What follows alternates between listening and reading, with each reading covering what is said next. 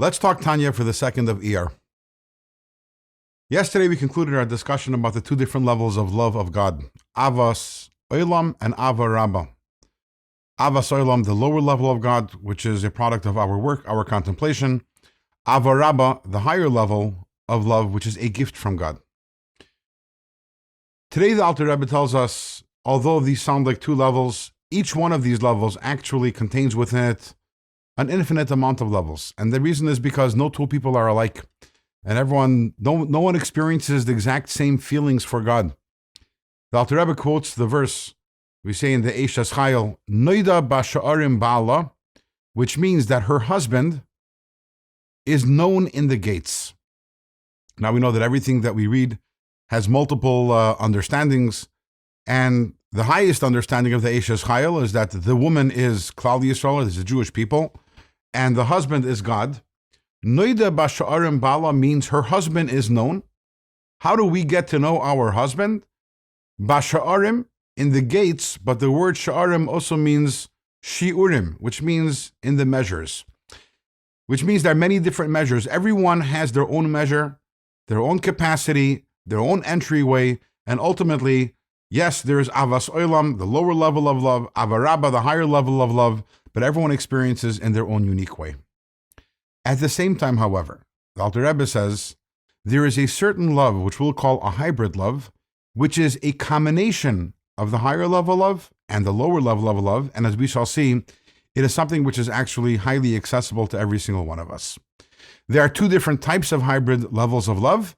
The first one we're going to talk about today, and the second one we're going to talk about tomorrow. The first one, to introduce that, the Alter Rebbe quotes a pasuk, a verse from Yeshaya, and the verse is, Nafshi ivisicha balayla. We're talking to God, and we're saying, Nafshi, my soul, ivisicha balayla, I desire you during the nighttime. The Zohar looks at this verse and says, it's a little funny. Nafshi ivisicha balayla, my soul, I desire you by night. It should be, my soul desires you at night. What is my soul, I desire you at night? So the Zohar says the word nafshi, my soul, is not talking about my soul. We are turning to God and saying, God, nafshi, you are my soul. And because you are my soul, I desire you. What does that mean? Of all the desires that we have, of everything that we want, there is nothing that we desire more than life itself, than our soul. We all know when we are exhausted or when we are sick, chas v'shalom, we have this overwhelming desire. I want to live. I want my life. I want to live fully. I want to fully experience my soul. Now we have to understand that our ultimate life, what is the source of our life? What is our soul? God is our soul. So we turn to God and say, Nafshi, God, I get it. I understand. You are my soul. And ivisicha, I desire you. When do I especially desire you? By Lila, at the night. Why is that? During the day, we're running around, we're serving God, we're doing mitzvahs, we're studying Torah, or whatever else we're doing with the intention to serve God. But then we go to sleep at night and we spend a few hours sleeping. The moment we wake up, even during the night, we're like, oh my gosh, I miss my soul, I miss God. We wake up, we jump out of bed, we start learning some Torah, we do a mitzvah.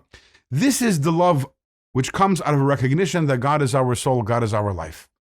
And this is a hybrid love. Why is it a hybrid love? On the one hand, it requires contemplation. I need to think about the fact that God is my life. On the other hand, it's also a gift. Why is it a gift?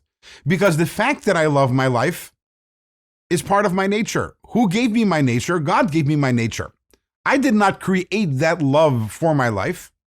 So therefore, we have a love which on the one hand is a gift from God, but to apply it to ourselves, we need to contemplate and realize that God is our life. This is the first hybrid love, and in tomorrow's Tanya, we will encounter the second hybrid love.